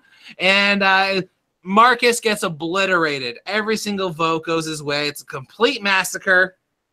And we lose our bright, green-eyed, wonderful Marcus. Never heard of him. Yeah. Who? Yeah, you're all like, all right, moving on. And so then we'll go to the next episode. Did you guys watch the episodes back to back, or did you watch them like week 1 and then week 2? Week 1 and week 2. I watched them back to back.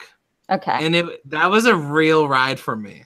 Oh, God. Like, yeah, I actually kind of wanted to watch the UK episodes and just binge them right through. You go into a zone when you watch too much X on the Beach in one sitting. I'm that way with Jersey Shore. With what? Oh, with Jersey Shore? Yeah, like I'll watch. If there's a Jersey Shore marathon on MTV, I can't change the channel. And they've been showing a lot of Jersey Shore here lately.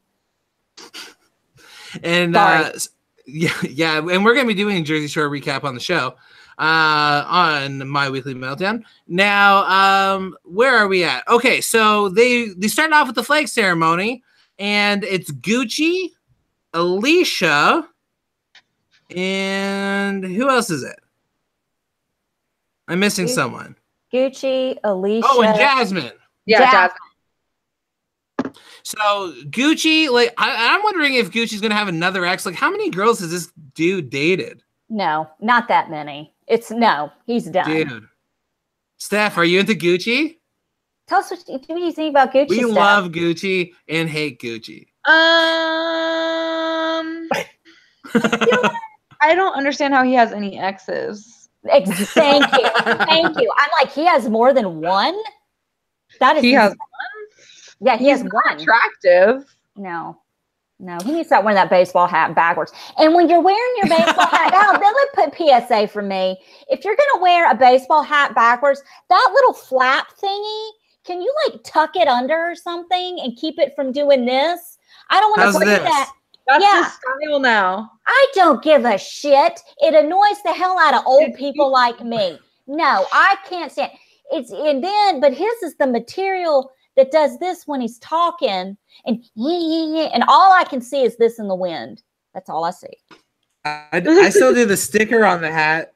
I'm gangster. God, I forgive you for that. Just as long as you're tucked everywhere else, I don't care. Oh, I'm always tucked. Don't you worry. I know that feeling about you.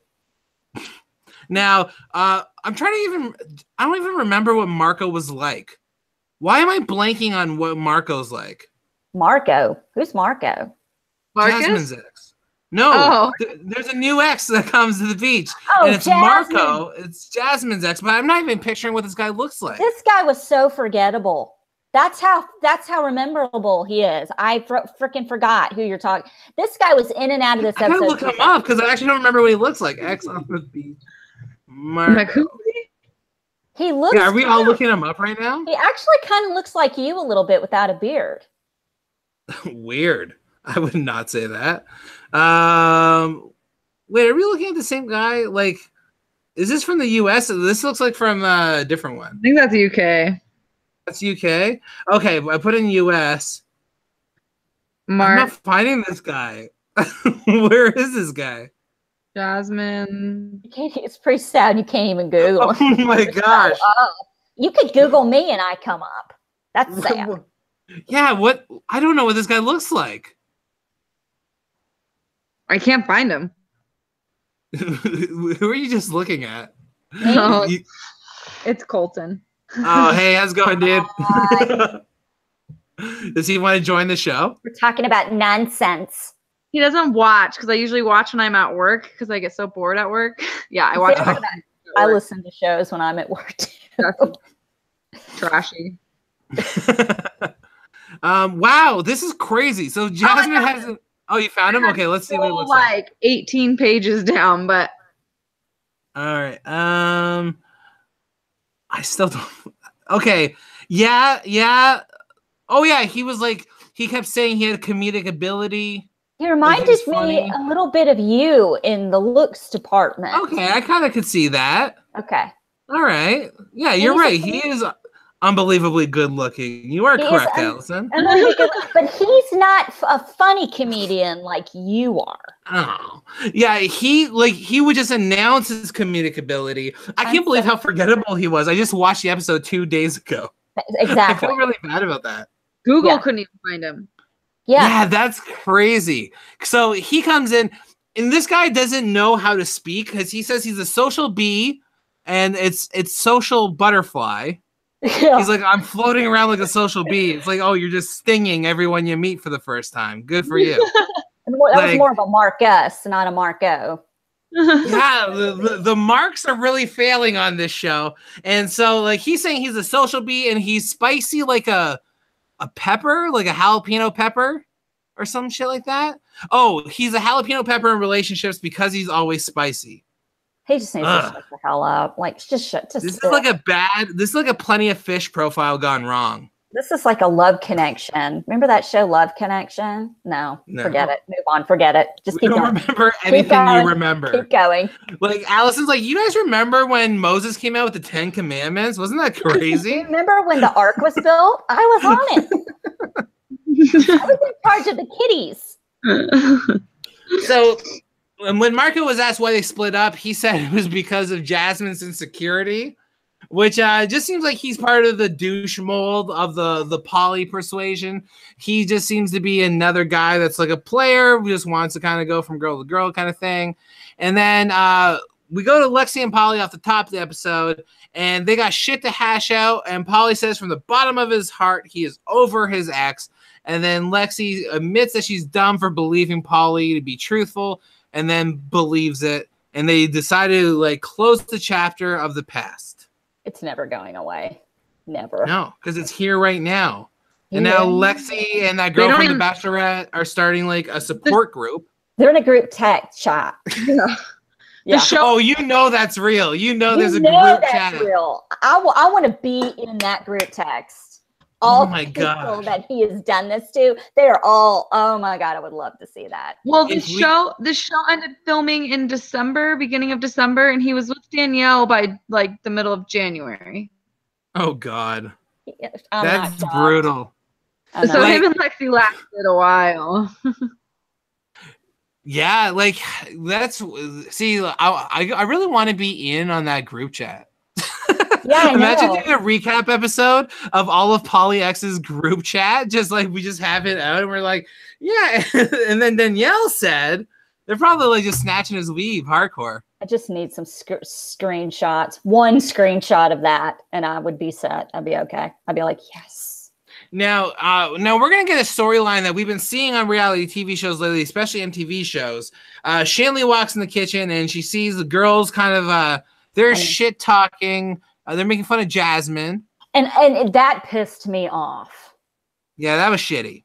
Talking about, oh, she wore that dress 2 days ago. Bitch, I wear the same jeans to work 3 days out of the 5 I'm there. Say something. Monday, Wednesday, Friday. Every other jean day. Thank you. Yeah, and so Shanley, she wants to stick up for her, like wants to stick up for her to like be a good friend. She thinks they're mean girls. I think they're like how she actually only says that. She doesn't trash them. She just says, yeah, they look like mean girls. I don't want to be involved in the drama. So later when it comes up and she says, oh, Chase told me that you said we were bitchy and catty or whatever she said, I'm like, okay, but she really didn't. So yeah, who twisted that, Chase or did you, Angela? Oh, and then Shanley corrected herself. Well, she corrected it. She said, oh, I said you look like mean girls. She goes, oh, that's where that came from. Right? Like, Angela just makes it like, so what you really meant was what I said. Yeah. Yeah. Like, Angela's nuts. Like, and she is mean. Like, she's legitimately, like, she's a bully. And I would not want to live with that girl. Shanley, to me, is, like the best. Like, she's hilarious. Like, There was a little clip on the first show where Lexi and Polly were screaming in the Shack of Secrets, and you just hear Shanley in the corner go, "Oh my God, the show ruins lives." Yeah. Like she's the best. She's always speaking her mind. I'm pretty sure her and Cameron are still together. Oh my gosh, are you serious? That makes me so happy. We want them to have babies. Yeah, they should procreate. He is beautiful. She is beautiful. I love her. Yeah, no, I like when it comes to like girls that like I'm typically attracted to, they're like, yeah, the Shanley persuasion. Yeah. Well, she said she posted in April, she said like a cast photo, and she said just all the exes and my future baby daddy, winky face. Oh, maybe she's pregnant. Ooh, twist those twists. Yeah. Yeah, so like so the whole Angela and Shanley thing is really stupid, and I think Shanley holds her own pretty good. Like we can go back and forth because they end up having the fight later on, but like I felt like in that fight Shanley actually did hold her own pretty well. Like she was cool, she didn't yell back. Yeah, she didn't yell back, but she also didn't back down. She was just like, that's not what I said. I said you were mean girls, and you are. She's standing on a bed screaming. Like, how are you not a mean girl? You're standing on a bed screaming at a girl a quarter your size. And then her funny DR, she was like, I think she's psycho or something, like whatever she said. She was just like, that's like the definition of insanity, doing the same thing over and over again. She can really pop off or whatever she said. Yeah. Oh, yeah. She said that. No, she said that bitch can bark. Oh, yeah. That bitch can bark. Listen, a real badass isn't going to sit there and let everyone know verbally how big of a badass they are. Yeah. They're going to freaking show you with actions. And it's not, I mean, Shanley to me was the bigger badass in the situation because it's like, look, I was there. I know what I said. You were acting like mean girls. That's all I said because you were. And I would walk off. I'm not going to argue because I'm not wrong. But how does Angela think screaming at someone is a way to prove she's not a mean girl? Yeah. I would love to dive. I'd be a terrible lawyer. I would love to dive deep into her personal background and like analyze her upbringing and all kinds of stuff to figure out how she became the way she is.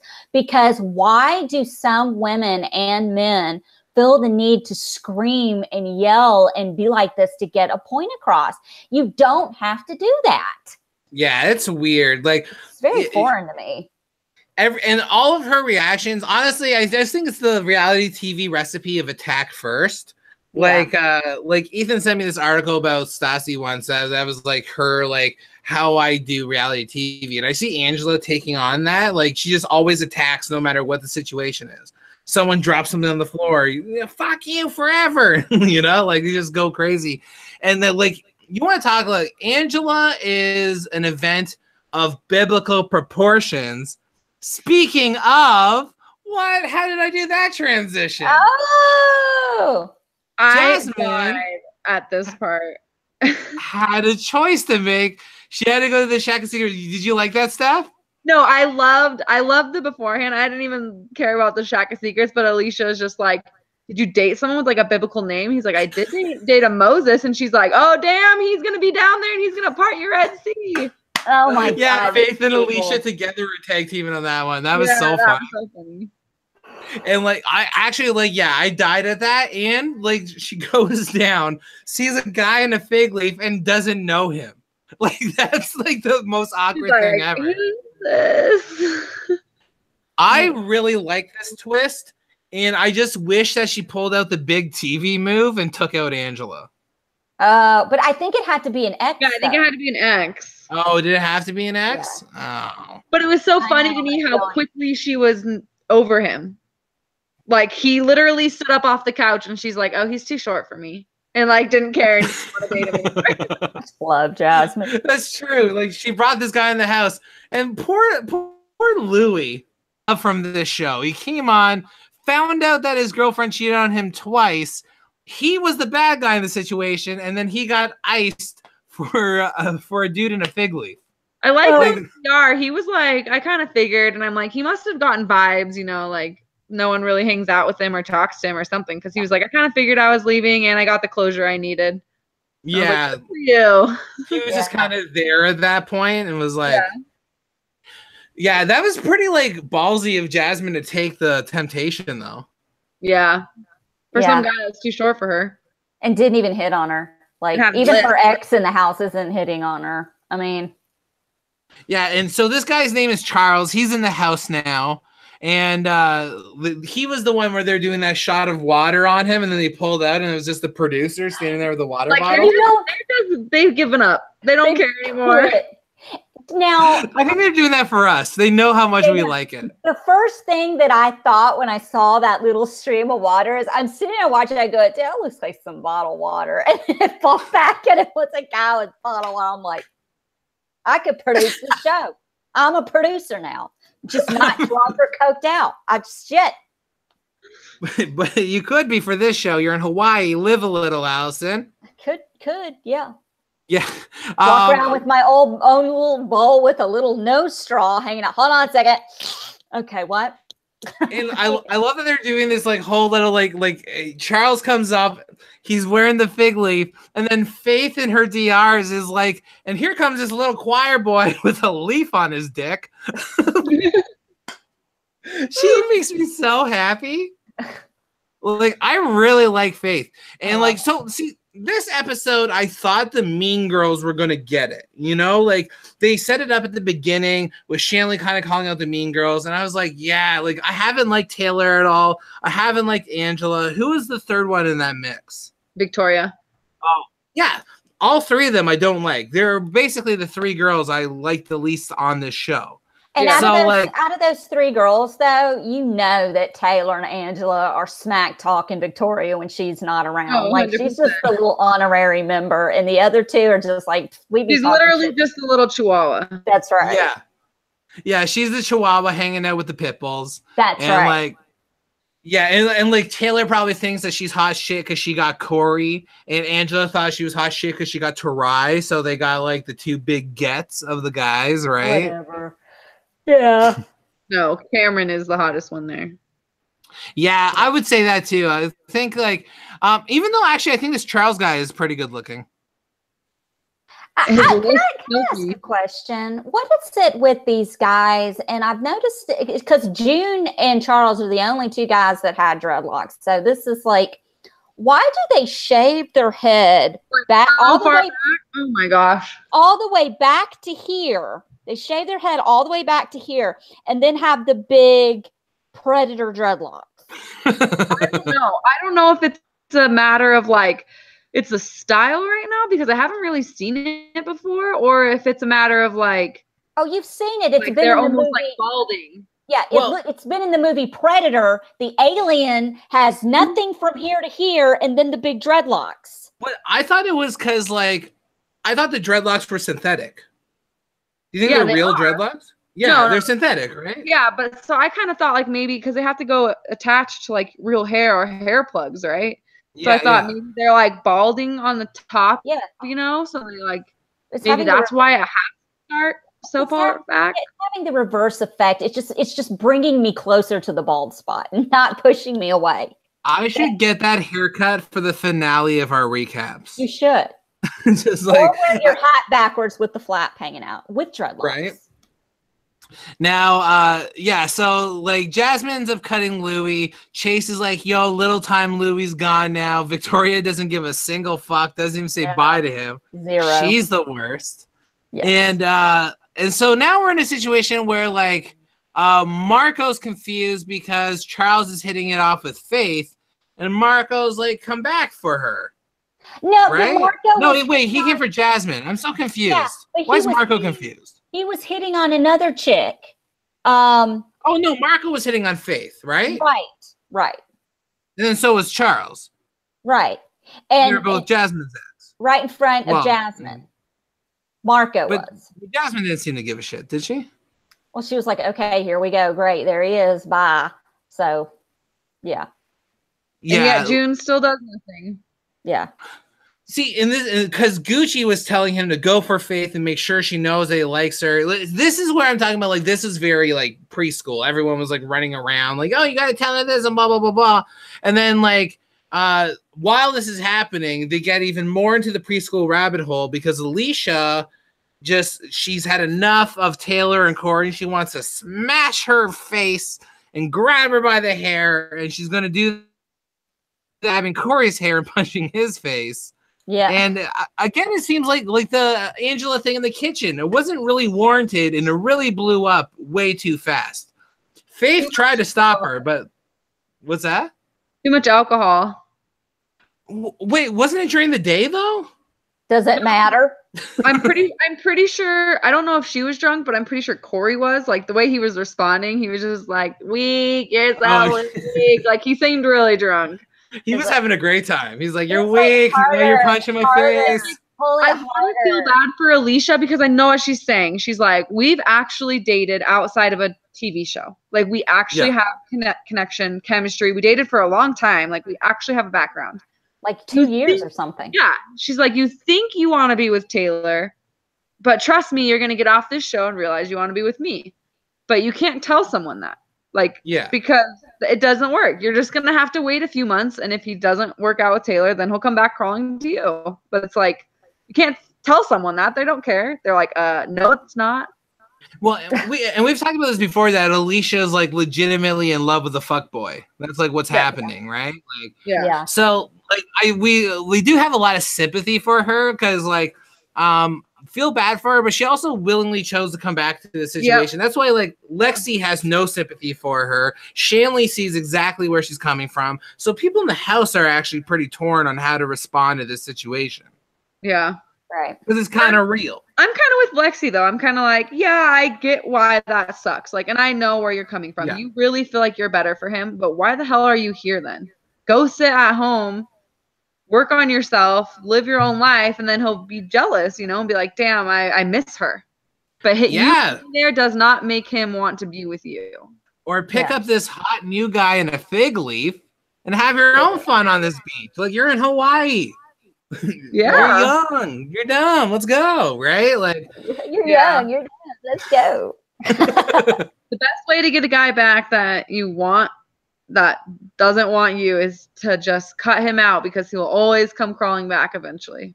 Yeah. It's just, you have to be patient and you can't. Yeah. It could take 5 years. Are you looking at somebody in the other room, Steven? No. Like, I don't know. Back to your husband. The guy I dated before my husband, we completely cut off contact, like blocked each other, whatever. And we went with like 4 months without any communication. And then of course he comes calling me like, "Oh, hey, I miss you." It's just like, oh. Right when I was. Well, you know, like me and Lindsay, I met her when I was 19, and like she was 20, and we never dated anyone at that point, and we dated each other. And then at like the 3-year mark, we went on a break, like Rachel and Ross style. We went on a break, and then in that 2 weeks where she cut me off, I was like, "Oh no, this is horrible." Then I called her back, like, "Let's get married and have a kid pronto." That totally makes sense because you don't know what you have until it's gone, right? So maybe Alicia should be a little bit more strategic in the situation. And move on a bit and let Corey know what he's missing out on. Right. Yeah. She needs to remove herself from the situation. She should have stayed gone. We're therapists. Listen, we've had this conversation. Cliff, we need to be on the island at the bar. You are going to be in your little mankini. I'm going to be in my little old woman onesie with a skirt. And we're going to be there giving advice. Somebody's got to take charge of the show while everybody else is coked out. This is the one reason Bachelor in Paradise is really good, is the bartender at Bachelor in Paradise acts as like the advice giver for the show. Oh, yeah. Really? Yeah. And he's a former contestant. Man, that'd be a sweet job. Which is full circle. Him and Paulie's ex, Danielle, that he just cheated on, are like best friends and dated for a hot minute. Wells. Really? Yeah, Wells. That's right. I like Wells. I think he's dating Side note. He's dating Sarah Hyland now from Modern Family. Oh yeah, I saw that. Wait, which one is she on Modern Family? She's Haley, the older daughter. Really? So yeah, it's the guy from Bachelor in Paradise who was like the bartender, advice giver, is dating her now. Anyway. I like that you have all like the dating gossip. You're like our dating gossip liaison. The official dating gossip liaison. No, that's okay. This week in gossip. What's going on, Stephanie? Yeah, that's crazy how like that all works. That works out. Like I'm from Canada, so I see like all the Big Brother Canada relationships. Like people get into showmance and then just last forever. Yeah. Yeah. Like Pilar and Kevin are still together. I watch this guy on Twitch playing poker, and then she'll just like walk in like making a sandwich. I'm like, why are you still around? You guys were on a show with each other once years ago. You're not supposed to be together. Right? In Canada, they end up coupling up. Like no tomorrow, like Ika and Dimitri are still together. Like Emily and Dylan are still together. Really? Yeah. They live together now, I think. So you want to hear a funny Dylan story? Yeah. Well, just since we're on it. So he's from a town called Maddock, and it's 30 minutes from where my brother lives. And my brother was dating a girl from that town. And apparently she's like best friends with his girlfriend who was on like dating him while he was on the show. Right? Yikes.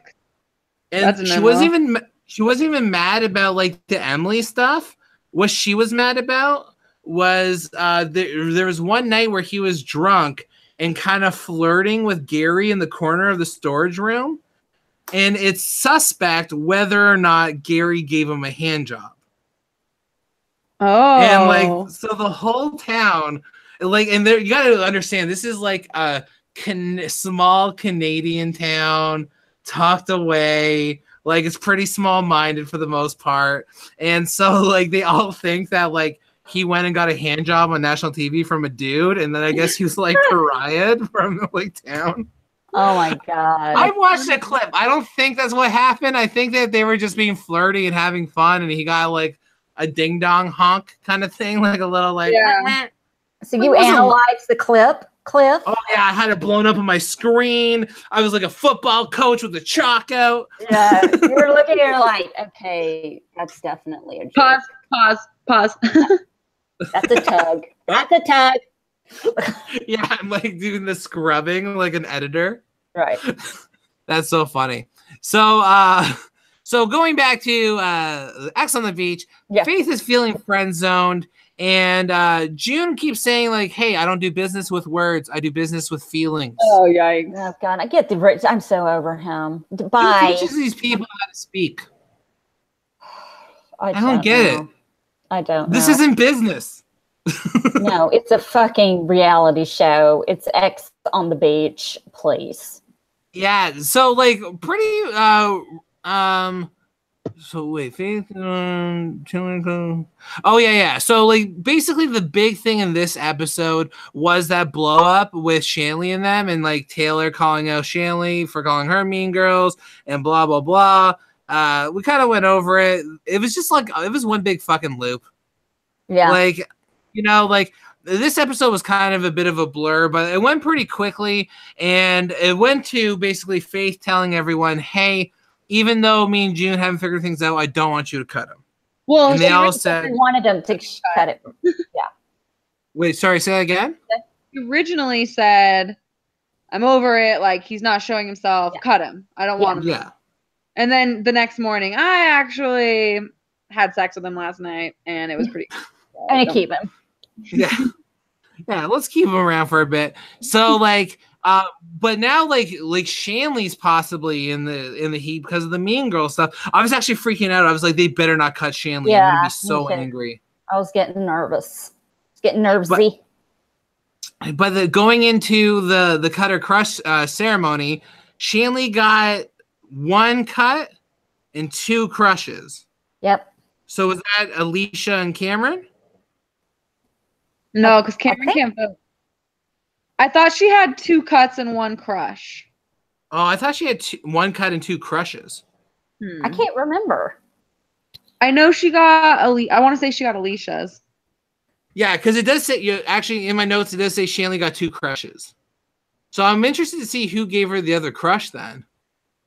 And like, but like, did you guys think it was weird that Faith had such a big reaction when everyone decided to cut June? And then like Gucci was trying to comfort her and she's like, don't touch me. Don't touch me. Don't touch me. Yeah, she was pissed. And Faith was like legit shocked. But like, this is actually like a weird point in the show now because the Mean Girls are on top. Well, right? They actually had a point, though. I think it was good that they got rid of June because Faith was making excuses for him, treating her badly, and it just, he needed to go. And they were like, look, we're doing this. We're doing you a favor. So I actually think Jasmine was actually the ringleader on that one, too. Like, it kind of seemed like she was the one that was like, let's actually cut him. Like, I think it'll be better for her. Yeah, she didn't care at all. And Jasmine was wearing the same dress that she wore in the 3rd cut ceremony. Yeah, that horrible person. And so, like, now this is. Did you guys see the next on for next week's episode? What's going on in next week's episode? Alicia and Taylor are gonna go on like a legit fight, and like Taylor like spits off the balcony. Oh yeah, I saw that. Yeah, so it's gonna be heated. It's gonna be big. Like I can't believe we just double smashed those 2 episodes. Good job, girls. We did it. Team Meltdown. No, I'm the only one doing it. I'm doing an M. Does that look like an M? It's kind of an M. Yeah, yeah, she's got it. I used to do this in high school where I would go West Side. Would know it. West Side, East Side, McDonald's. Is that it? Is that it? Oh, I like that better. Yeah, that's cool. This is us doing amateur gang signs, Allison. Yeah. So that's our episode. Stephanie, thanks for joining us today. Thank you so much. Yeah. We're happy you finally got on. Stephanie has been a long-time watcher of our recaps, and finally we were able to get her on. We'd love to have you back if you ever would like to come back on. Sure. Plus, I don't know if you know this, Stephanie, but me and Allison, during your season of Sequester, were both stans of you. Oh, big fans. Yeah, it's unfortunate.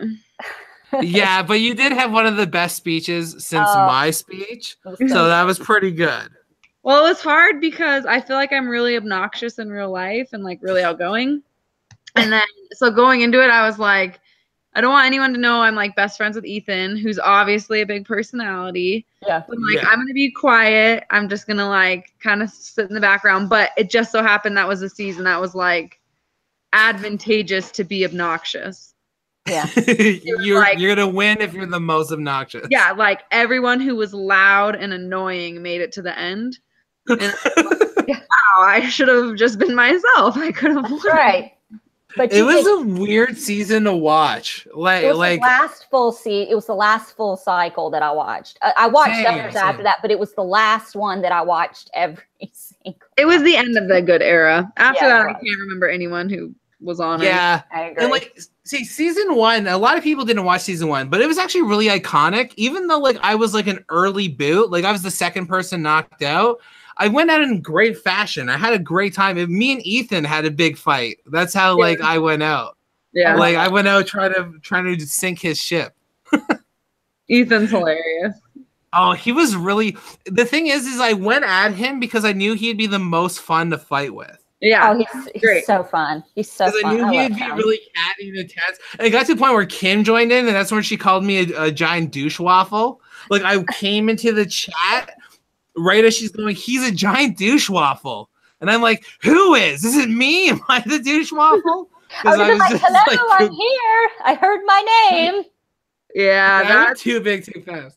It was a good experience. It was just, I learned my lesson. I was like, if I ever do play again, which I decided I probably wouldn't ever play again, but if I ever did, I was like, I should probably just be myself.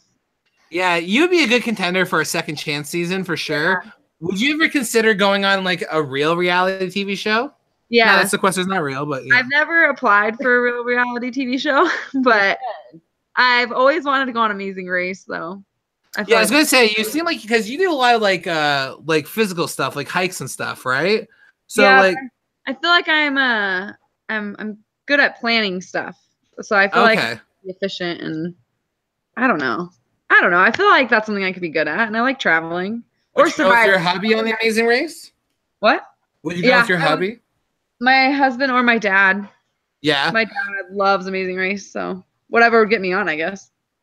If I ever like lost weight and I could go on The Amazing Race, I would not go with my wife because we would just murder each other. I'd go with you because oh my gosh, that'd be a shit show. You'd be like, you're like this. How tall are you?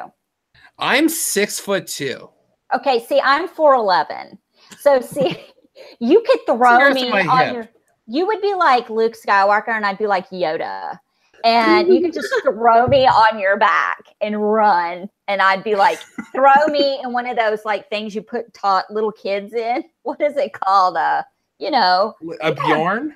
A Bjorn. Put me in a baby Bjorn. I just have you in the front and just like, let's go. What if I fall frontward? You would die. How did Allison die? A motorboat accident. At least I made it on a show. At least I died on reality TV. I think Survivor would be really fun too, but I don't think I would ever Big Brother or go on Big Brother. You should apply for Survivor. I could see you on Survivor. Yeah. Big Brother also, I'm like, you have to be there for 3 months and you only win $250,000. Or I could go on Survivor for 30 days and win $1 million. Well, see, in Canada, it's only $100,000. Yeah, right? that's not worth it. It's so weird that it's only $100,000. I know, but the thing is you get to keep all of it. Like, you don't get a tax. Like, you keep all $100,000. Oh, but really? like, I would have to be 3 months away from Henry. Well, theoretically, if I go on next year, I would have to be away for 3 months while he's like 2. And that's like, I don't know. Like, a part of me wants to go because I really want to play the game. Yeah. I think 2 is a good, 2, in my opinion, and remember, I have a 21-year-old son, 2 would be a good age to disappear for a few months. I'm just saying it would work because he's 2. And we would never I'm starting really to see those. We would never really know how Henry really feels anyway, because he has such a poker face. He does. He really knows how to hold it. And like, it trips me out, man. Because one of the things about these games is you want to know if you could do it, right? Like, you don't know if you don't have the chance to play. Like, and I always felt like if I were to play Big Brother, I would win Big Brother. I've always said that. There would unless I was screwed by a twist, I feel like I would win. Right. That's not being egotistical. It's just like how much I'm into these games. It's just it's so hard because it just depends on the cast. Like I feel like I could win Amazing Race or I could win Survivor on certain seasons. Yeah, it's true. Sequester, if I would have played like on season 3, season 4, or some other time when maybe being quiet and laid back like helped more, I'm like, maybe I could have won that season. But you would have won my first season. But I'm like, I had Cammy and Sam and Jamie Lee. It's like who ended up icing you? Like, who targeted you? Cammy the entire time. Oh yeah, I was Cammy. It was like Cammy, Brecken, Meech, that like 3 duo. Well, man, that really was a stat cast. That was a good cast. I don't even think they had anything against me personally. It was just like they're not on our side. Like they literally just like get rid of Chris, get rid of her, get rid of Carly, get rid of anyone who's not our number. Yeah, and basically like it was like a major alliance kind of steamrolled, right? Yeah, and then Dalton and Alex were kind of with them, and then we were like trying to convince them, like, you know that they're just gonna cut you, that you're not in the top 3, right? And I was surprised that Michelle didn't win because I actually thought Michelle played a good game, but I didn't think she communicated the good game she played very well. It was too late. What's that? I froze for a second. Oh, okay. But yeah. Did you like? Yeah, I was just saying. Like, I actually thought. Did you vote for Samantha or Michelle to win? I voted for Sam to win. See, I thought like if Michelle was able to communicate her game, that she had it in the bag. I think at the end of the day, Sam rubbed people the wrong way, especially in her final speech. She was like giving terrible answers. She snatched every. I think everyone honestly was so like, well, I don't want someone from Big Brother to win. Like they've already that was had kind of it. I don't think it was anything to do with gameplay, really. I think it was just like if she if she was just Michelle and not from Big Brother, I think she probably would have won. Yeah, yeah. See, I didn't like Sam when I saw her on Sequester. Like, I couldn't stand her. And then after the show, she and I chatted a little bit, and she actually did a Survivor vlog with us. And I'm like, she's all right. She's okay. It's kind of like where you get into she was the villain. Yeah. And she played that to the end. And then when you get to know her, it's like, she's not like that in real life. Yeah, it's like people that like judge Ethan on his gameplay. Like I actually, he's one of my favorite people from Sequester. Yeah. Right. But like, if you just think of him as who he is in Sequester mode, it's like, he'd be like the world's biggest villain ever because he's gonna stab you in the back. Well, like no matter what. Right? In All Stars, when he got me out at Final 5. That was on you. You should have known better. Let me tell you something. That is the only person that I would accept getting me out. No one else. I mean, I was like, okay. I cried. I had like a nervous breakdown after the show that night, and I was so mad at him. But then I thought, you know what? He really tricked me.